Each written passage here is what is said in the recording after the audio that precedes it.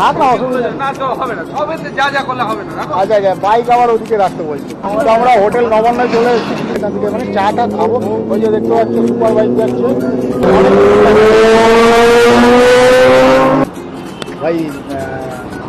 কি পাওয়া যায় সব কিছু বলতে যা বলছি না না, ওসব তো ওটা তো চলে না আমার। যাই হোক, আমাদের চা এসে গেছে, দেখতে পাচ্ছ চা। এটা তো বার্থডে কেক, এই কেক বার্থডে কেক, এটা পাউরুটি মনে হয়।